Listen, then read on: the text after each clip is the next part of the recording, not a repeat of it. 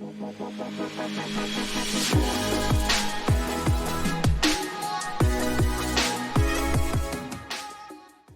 Derek. It's great to be here with you. Hi, Bill. Great to be here with you. Thank you for inviting me. Yeah, this is going to be an interesting conversation, but let's start with a little bit of history before we dive into that. So, give us some background on what you've done and how you've ended up doing what you're doing now. So I have kind of a varied background in compliance and technology and cybersecurity. I actually started my career as an attorney. I worked for USC for a number of years. I was in-house there, and I was focused on HIPAA and vendor contracting and compliance issues that sort of surrounded technology and healthcare and other areas. And then I actually transitioned into the CIO's office at USC. I spent time as assistant CIO for the university. And after that, I actually became CIO of the university's government-sponsored research institute called the Information Sciences Institute. And there, I was in charge of IT and cybersecurity, and actually worked on their classified programs as well. So I've had a pretty broad range of different cybersecurity and compliance frameworks that I've been responsible for. And then most recently, I spent 6 years at Lewis Brisbois. It's a large national law firm, about the 7th largest in the US, at least in terms of headcount, with 50 plus offices. And now I'm actually at a IT consulting company called Defensive Networks. And here I'm actually leading the cybersecurity practice for Defensive Networks. Yeah, so it was while you were CIO at Lewis Brisbois is when you and I met, and now you're kind of tying these things back together. So why why the focus on cybersecurity? You know, it's a great question, and there's a few people have said, well, you know, you've been a CIO, why are you kind of becoming more of a CISO now? And honestly, I think part of it is I just find it so interesting. I think that cybersecurity is such a hot topic. It's really affecting companies. It's affecting individuals, the attacks that we're seeing, and it's just seems like an opportunity to actually help people where they need help the most. And, you know, I think there's also a lot of opportunity to, I view IT and cybersecurity as really two sides of the same coin, right? I mean, if you're architecting an environment, if you're not doing it with a cybersecurity hat on these days, I think, you know, there's a problem. So I see it as all part of an integrated sort of environment, basically. Yeah, I've always felt that security is not this thing that you can add after the fact. It's got to be a core ingredient from the foundation up. Yeah, no, absolutely. And so, I mean, this is a particularly poignant issue in the legal industry. I mean, I'm dealing with security issues all the time because our firms are under pressure for security, which of course translates into challenges that we have to take on. So what do you see happening in law firms that's particularly of import on the security front? Yeah. Well, you know, I think a little bit of history might be a good place to start. So, you know, in 2017, the shadow brokers released information about Eternal Blue, which was the kind of backdoor that the NSA had been using for a number of years. And once they did that, that really kind of opened the floodgates to a lot of the ransomware attacks that we saw, and the ability to literally hop from one computer to another. Like, you know, back in the 80s and 90s, they called that like a worm-like behavior, right? But that capability put in the hands of cyber criminals really kind of blew the doors off the barn. And then of course, with the pandemic and workers, no longer necessarily being inside the corporate, headquarters, the branch offices, the secure local area network. Now they're literally working from anywhere in the world. That was kind of the next blow to cybersecurity. And really kind of a lot of companies were not prepared for the additional challenges that sort of paradigm would create. And so what we saw over, roughly from 2020 to, 2022 were double digit, almost triple digit increases in the number of cyber attacks targeting all businesses, and law firms were certainly, included in that. And really causing the huge problems we've seen in the news. I think in 2023, the statistics I've seen indicate that, the increases are starting to level off, but unfortunately, it's leveling off at a high number, right? And the other thing that's true is a lot of the things that we thought were going to solve a huge amount of the problems, like multi-factor authentication, the attackers have found ways to even get around that. And so I think that we're now really in a set of circumstances where businesses are not checking, frankly, almost all of the possible security boxes and control boxes. Then it's really just sort of a matter of time. And there's no guarantees even if you check all the boxes, but at least you're getting closer. Yeah, you've got to build the baseline in order to be in the game. And so we were talking before about the several interesting stats. So first of all, a lot of companies are choosing to pay a ransom, and we're seeing a lot smaller companies that are getting targeted as part of that. Right. Yeah. So Verizon estimates in their cyber threat report that 43% of cyber attacks hit small businesses. And, we obviously hear about the big attacks, right? I mean, just in the last month, we had MGM Resorts get hit and their entire booking system was offline for days. 23andMe, the genomics company, was hit in the last several days. That was a little scary for quite a few people. The District of Columbia Elections Board just announced that they had a cyber attack a couple of days ago. And then going back, a few weeks before that, the real estate MLS system was hit and was offline also. So, we've had these high profile attacks, but again, 43% of attacks hit much smaller businesses.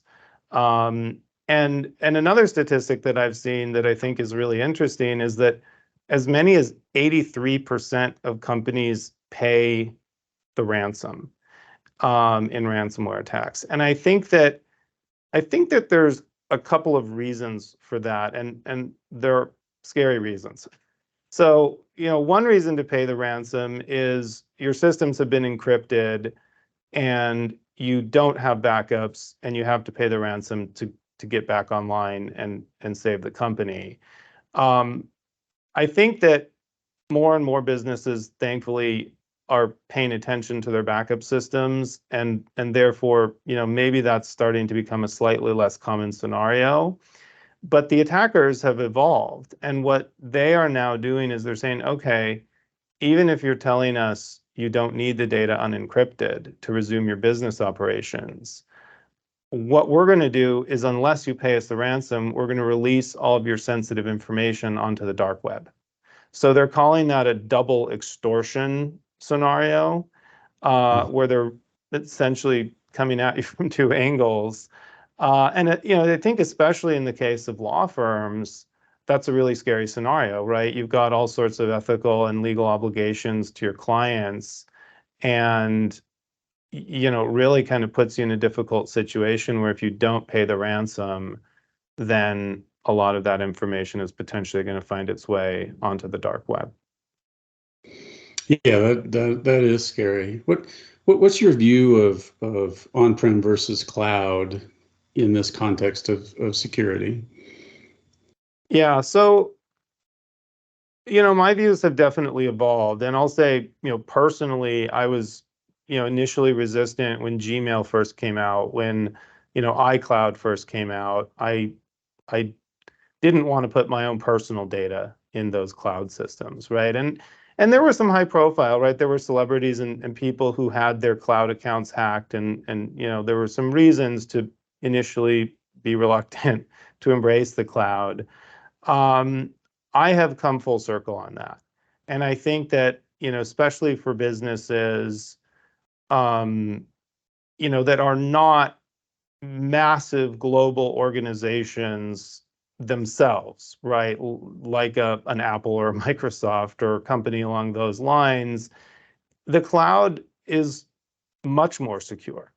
And the reason for that is you have a lot of the benefits when you move your workloads into the cloud, you know, at least part of the security is being taken care of by the cloud hyperscale host, right? Whether that's Microsoft Azure or AWS, that whole infrastructure layer is being secured by some of the smartest, most, vigilant people on the planet.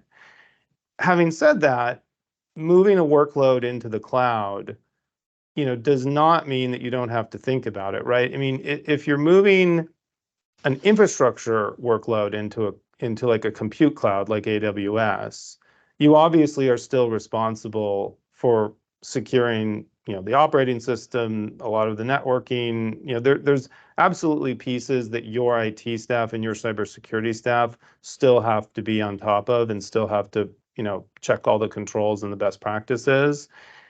I think where it gets a little bit more murky is SaaS applications, right? Software as a service. And one of the things that struck me when I became a law firm CIO is that, frankly, a lot of the vendors that supply software and supply SaaS applications to law firms are fairly small themselves, right? They're 50-person companies, 100-person companies, et cetera. They don't necessarily have 24/7 cybersecurity staff and monitoring and all of the tools that you get when you put your email with Microsoft, right? And so I think that one of the things that I've encouraged other law firm CIOs to do is really take a deep dive when they're considering a SaaS application provided by one of the legal vertical vendors, is interview them, send them a questionnaire, put them through the paces and really understand, what is that company doing to secure the application? What does their infrastructure look like, whether it is cloud-based or not? So I think those are really important, and I think that one of the most important things that I hope that almost all of the SaaS vendors have is a really top tier, runtime protection program on their servers, right? So whether that's CrowdStrike, Falcon Complete, whether that's Sentinel-1, Microsoft makes a good one. But if you don't have something like that, monitoring the runtime of the server environments 24/7, and then, sending that data to a monitored, SOC operation, then there's risk there. Yeah, I've always felt building SaaS applications is just like your comment about the IT architecture, which is that security has to be baked in from moment one, and the first line of code you write in a SaaS application has to be taking security into account. Yeah. And that is the danger, particularly when you talk about transitioning a traditional on-prem product and just, hosting it in the cloud, moving it to the cloud. It was never designed to run there. That has a lot of security challenges, which can be dealt with. It's just more difficult.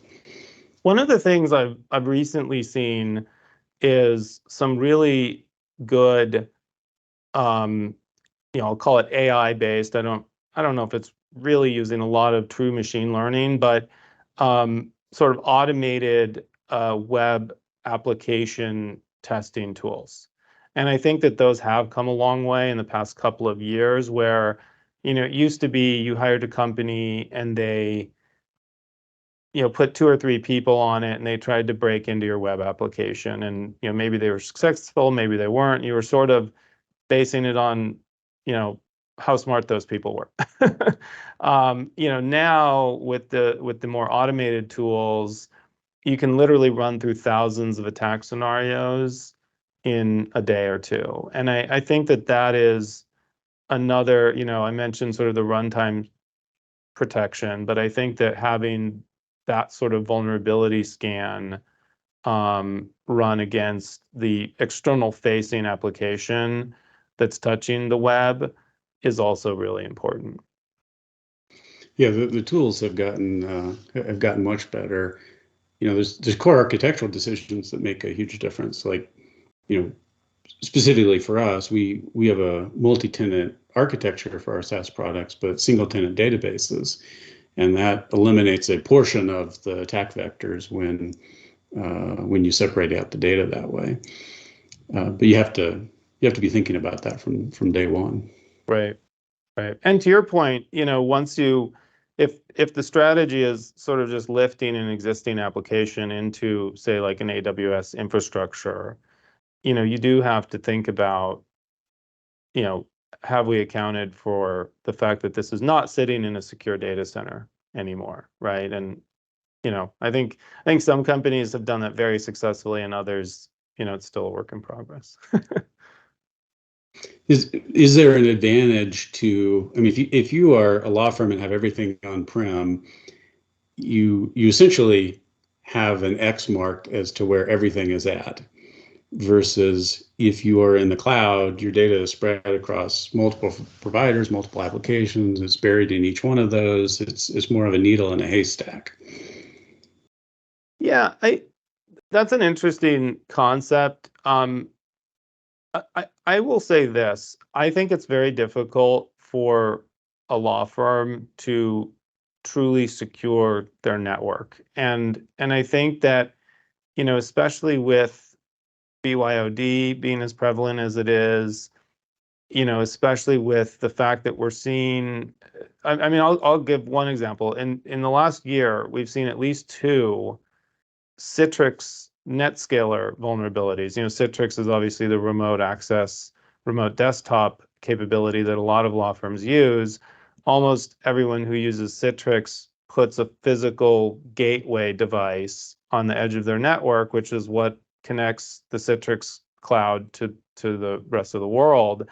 And those gateway devices have had critical remote executable vulnerabilities twice in just the last year. And I know of scenarios where they have actually been, attacked, and they potentially create a doorway into the rest of your network and, potentially right into your data center network. And so, again, if you're running that in a data center, your defenses are only as good as the defenses that you have paid for and the people that you have and the, kind of 24/7 coverage that you think you might have. Right? If you have your applications and your data hosted in the cloud, and if you have, hopefully the vendors and everyone else, again, has that 24/7 monitoring and they have all of that stuff set up, then, it's not to say that you can't have some of the same vulnerabilities in the cloud, but I think that there is more likelihood that you're going to end up being patched. You're going to have, all other kinds of alerts letting you know that you've got a problem before it develops. The LAN is kind of famous for having, the local area network is kind of famous for just having old devices, sometimes literally tucked under somebody's desk, that just sit there. They get old, they have vulnerabilities, and then they become pivot points for attacks.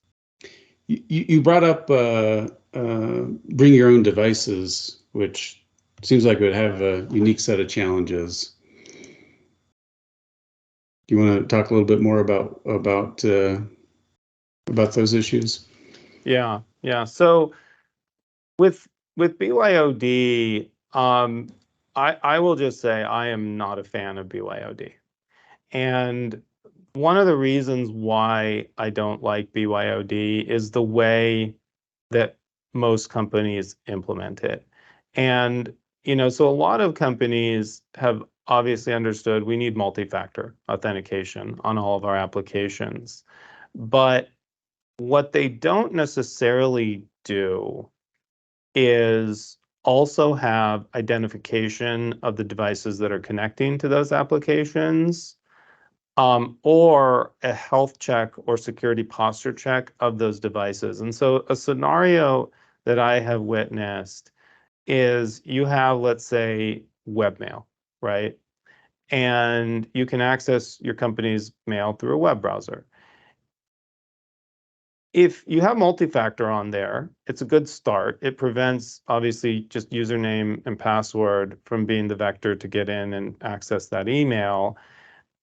But what we're seeing is that the bad guys have figured out how to either trick people into giving them the multi-factor code, if a code, one-time use code or rotating code is available, or if it's a push that pops up on your phone, they've figured out how to occasionally send sort of phantom pushes to people and basically create a sort of alert fatigue. And then somebody just clicks it. They're on the beach with their family, they get a push, they say, I don't know, sure.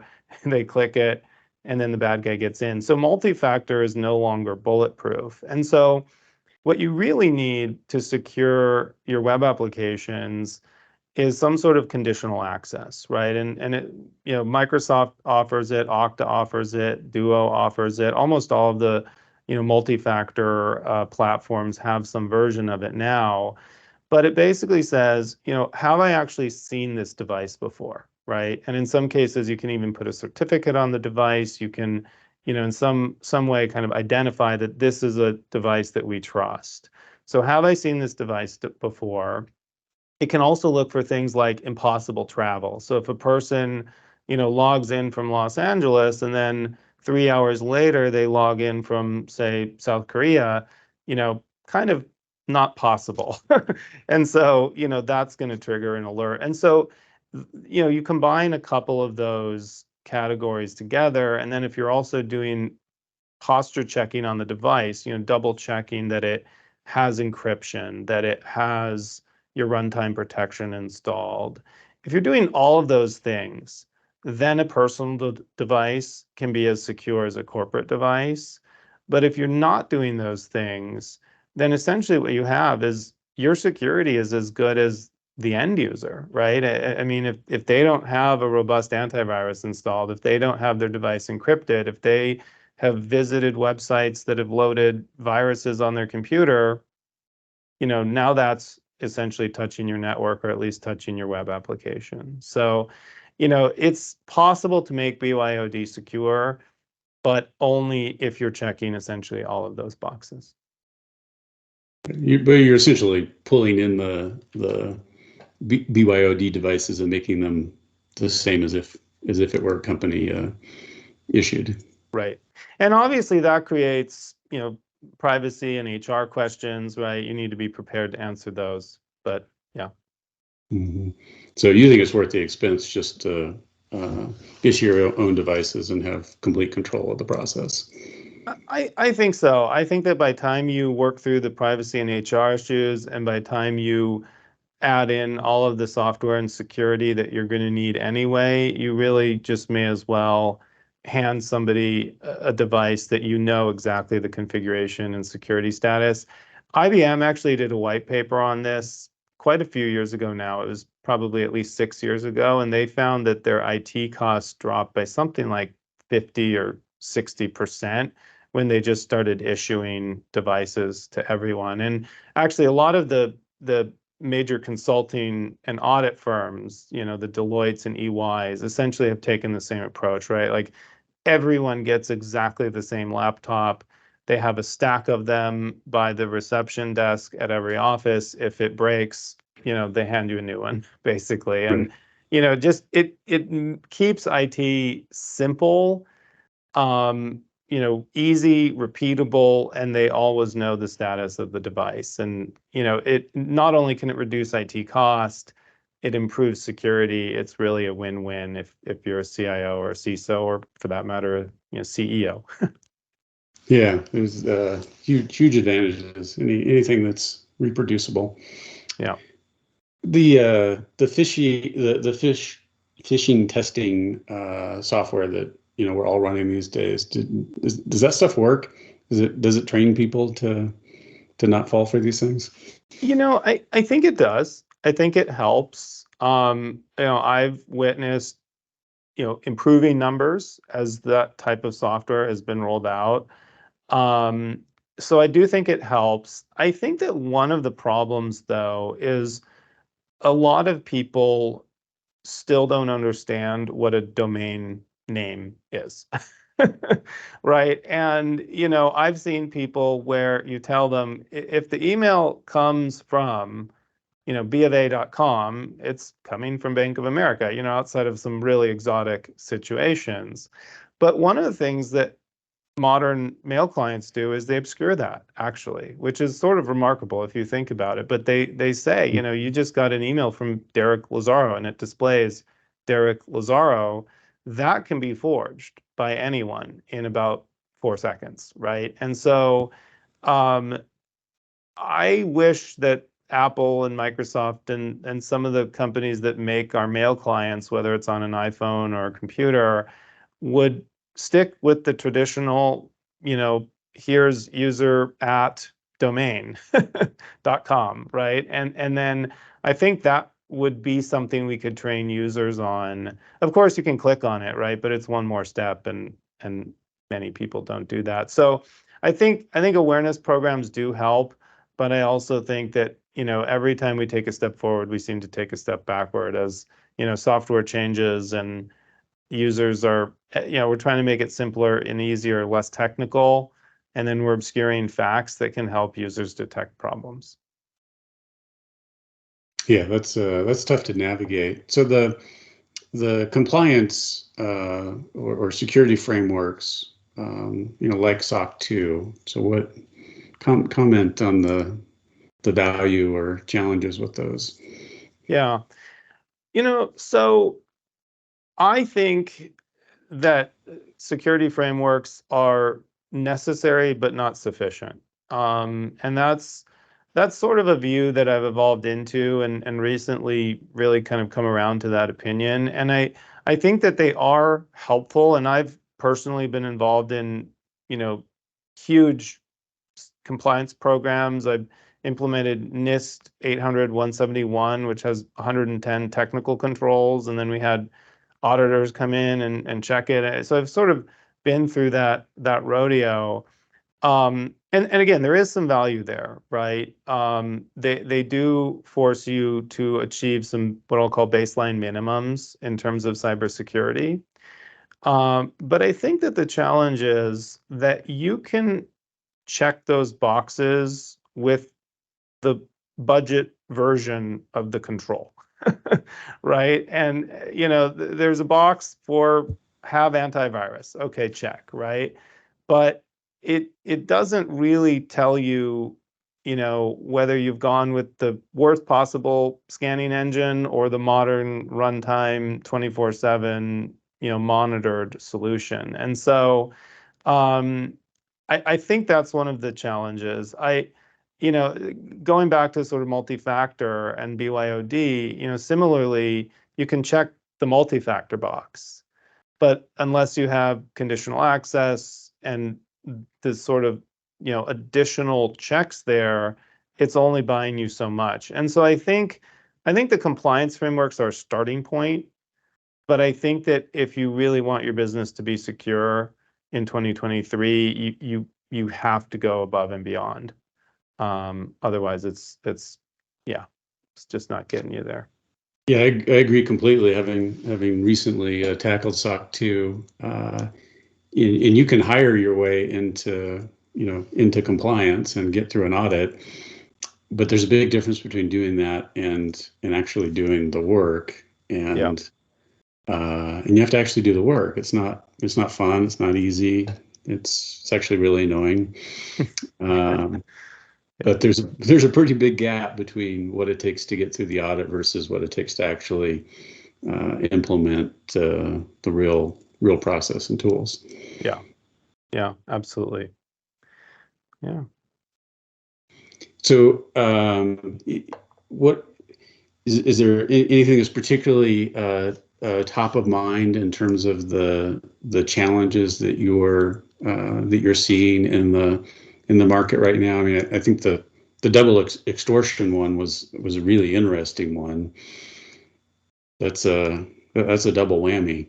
Yeah. No, it is. I think the use of valid credentials is really the scary trend that it continues to be successful, right? And so a lot of these attacks, it's not that the entire attack revolves just around, okay, the bad guy has gone on the dark web and has some credentials, but oftentimes they do start that way, right? And then again, they bypass multi-factor authentication, either through fatigue techniques or other techniques. And then they get into your system and then they pivot from there. And then oftentimes there's sort of an additional layer where they use some level of, technical vulnerability or exploit at that point to compromise one of the machines, escalate privileges, that sort of kind of attack chain. So, I think that the biggest thing, one of the main things I'm recommending to companies right now is that if they have regular multi-factor, that they add, conditional access or some additional layers of security onto that. As I mentioned, also, looking at your BYOD policy and really making sure that it's, really robust and that all of those boxes are being checked as well. I think that those are critical. I also think that companies really need to have a robust program around third-party risk and around technical vulnerability management. So, going back to the NetScalers and Citrix, if you are just sort of waiting for the announcement, there's a good chance you're going to miss it, right? Or that, you'll patch your machine, but you'll patch your machine a week after the bad guys have exploited it. So you really need a program where you've got staff who are thinking about this essentially, on a cadence, a daily, weekly, monthly cadence, and really staying on top of that.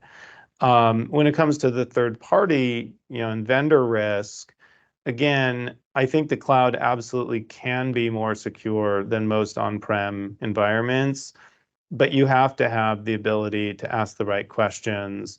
You need a questionnaire.